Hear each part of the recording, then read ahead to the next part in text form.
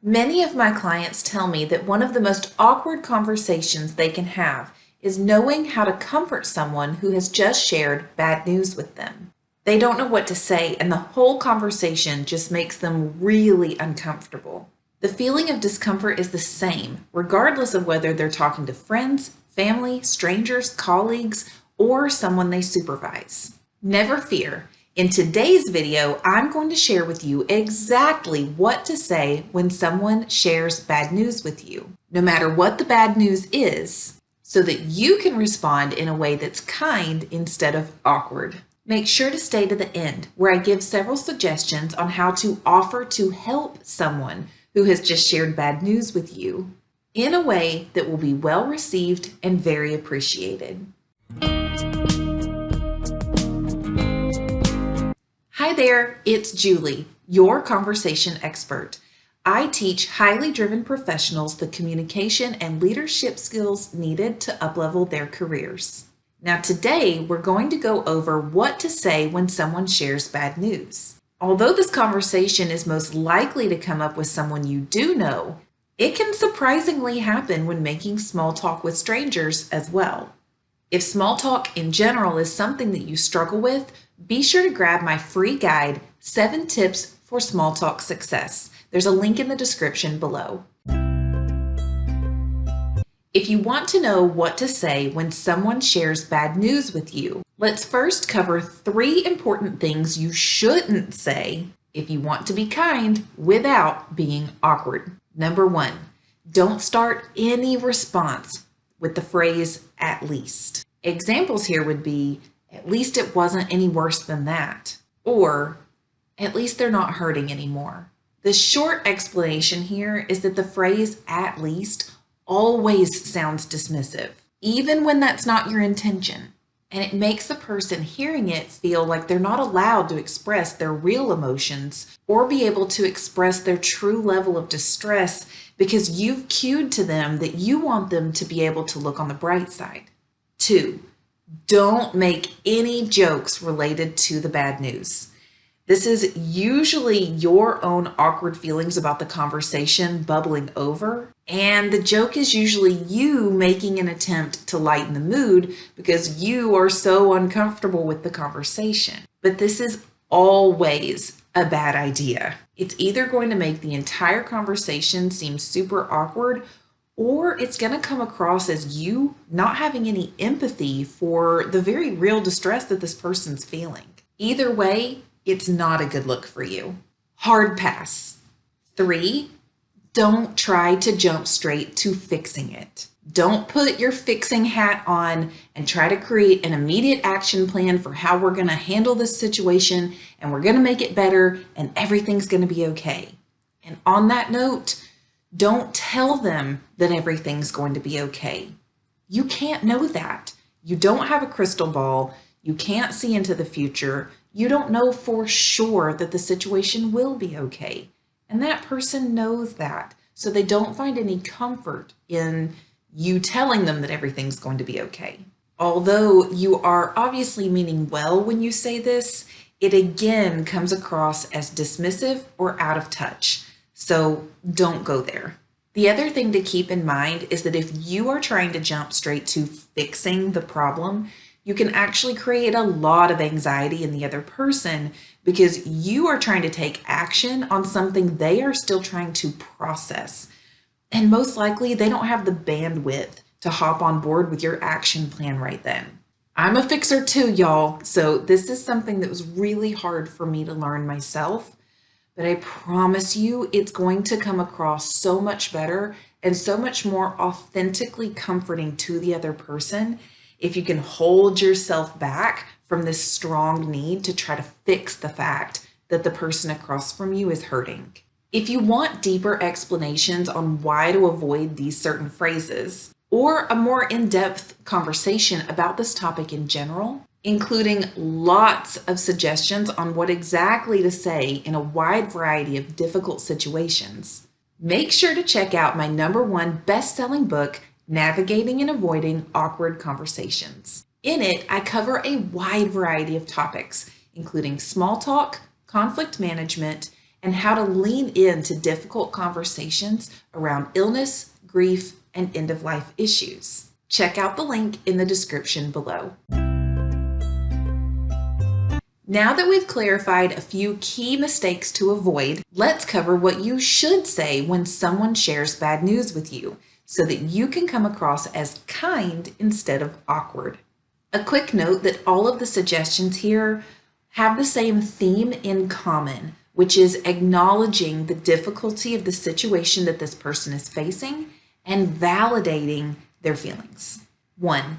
The first thing that you can say that will fit many, if not most, situations is, "Oh, that's awful. I'm so sorry to hear that. How are you doing?" This is a great broad response to any sort of loss, whether that loss was a family member, a friend, a dearly loved pet, or even a long-held job. The person just wants to be able to share how upset they are with someone who's willing to listen and someone who cares that this bad thing has happened to them. You don't have to have the answers. They're not coming to you for answers. They're coming to you because they want a listening ear. The second thing that you can say, which is especially appropriate in highly stressful situations, such as a really scary medical diagnosis for that person or a close family member, such as a parent, a spouse, or a child. And it places more emphasis on the devastation of the news because in this instance, the person is usually experiencing a lot of anxiety and overwhelm related to this bad news that they're sharing. A lot of times in this scenario, the person's going to still be feeling a lot of shock and they're still trying to process what happened on a very practical level, as in they're still trying to wrap their head around this bad news that they're sharing with you. So when someone shares this sort of news with me, my reaction is usually something a little bit more along the lines of, "Oh my gosh, that's terrible. How did you find out? Do you know what your next steps are now?" These questions, "How did you find out?" and "Do you know what the next steps are not considered invasive. They fall more under gaining context for this bad news. The person can share as little or as much as they want to about how they may have found out this bad news and what they know about next steps, but you're helping to reframe this to them for their action steps for what comes next, not your action steps for how you want to help them get through this. You're trying to help them gather their thoughts, and instead of focusing on the anxiety where they might be spiraling, you're bringing them back to what they do have control over, which is what are they going to do next? 3. Now let's first recap. After you have acknowledged the very serious nature of the bad news that they've shared with you by saying something like, "That's awful," or "That's so overwhelming," or "No one should have to go through something like that," and you've asked what comes next with questions such as, "Do you know what your options are?" or "Has the doctor given you an action plan yet?" or "Do you know anything about the arrangements yet?" You can offer to be of service to them only if you are actually planning to follow through on that offer. You can ask them questions such as, "Is there anything I can do to help?" or "Is there anything that you need from me?" Or you could even say, "I'd love to be able to support you right now, but I don't know what would be best. Is there something that you can think of that I could do that would be helpful for you?" Most of the time, that person doesn't know what would be helpful, or they're going to decline your offer because a lot of people make these kinds of offers out of a formal gesture of appearing to want to help, but they don't actually want to help. So a lot of times people's automatic reaction to offers of help is to say, "Oh no, I'm fine. I have everything I need," even if they don't. Because especially in Western society, we value independence over everything. And this can really backfire in hard times where we are truly overwhelmed. And some people just have an especially hard time accepting help from others, even when they desperately need it. Now, please don't push yourself on someone.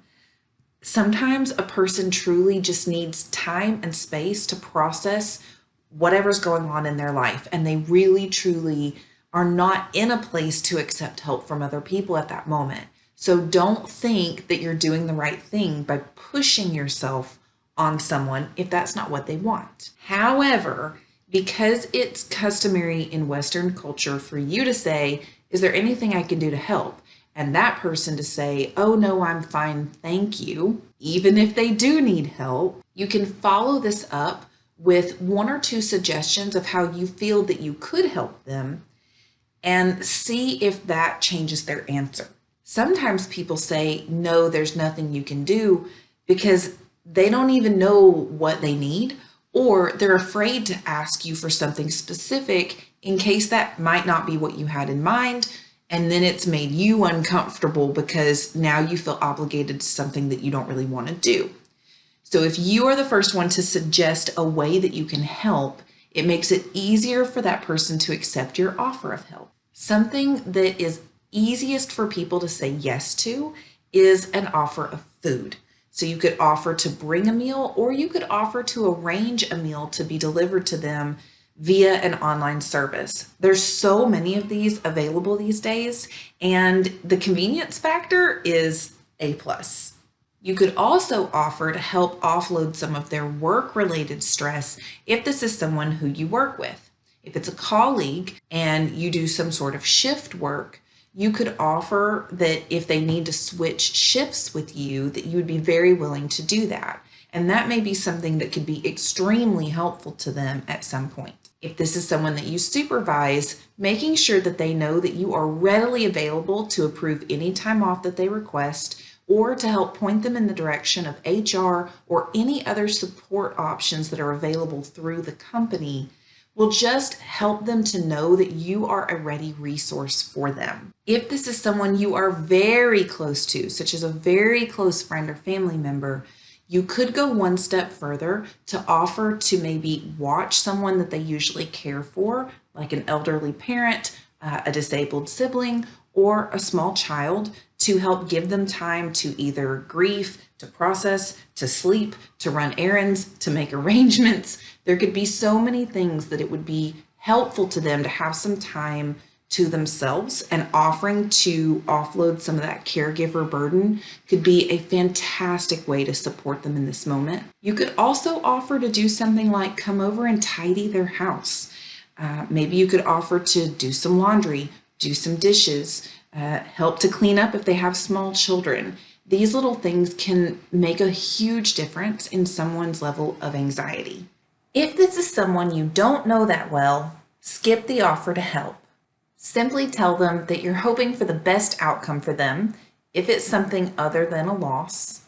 Or if the news is related to death, you could always say something along the lines of, things like this are always so hard. I hope the arrangements go smoothly, and I hope that you have a lot of friends and family that are able to comfort you as you go through this. Take care. Conversations around bad news can be tricky for a lot of people.